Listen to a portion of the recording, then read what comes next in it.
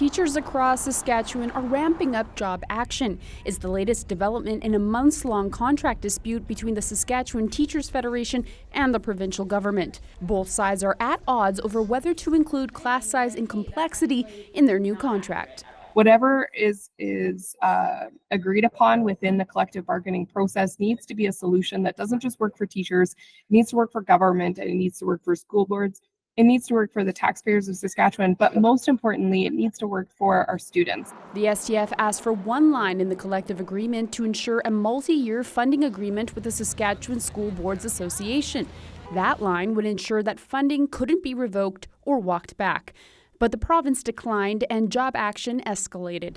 The education minister says the STF is not a signatory in that agreement. My concern is really having the multi-year funding agreement signed in the provincially collective bargain agreement. That's a problem for government.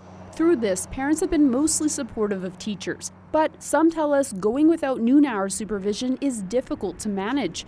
This is the case for one Regina parent whose daughter is autistic. I'm trying to figure out what I can do to get her the care that she needs at lunchtime. And beyond that, it's really difficult for her because of the disruption in routine.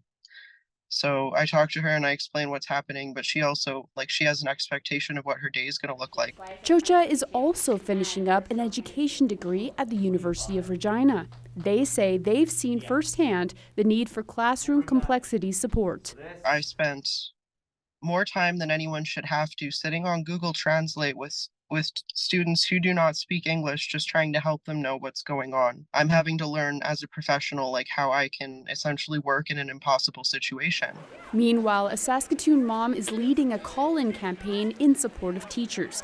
She's encouraging people to sign up for 15-minute time slots until April 12th to call into the offices of the Premier and Education Minister. We're definitely trying to use our voice and hopefully get them to, just engage a conversation and see things a little bit differently. Under Work to Rule, teachers begin their shift 15 minutes before the bell rings.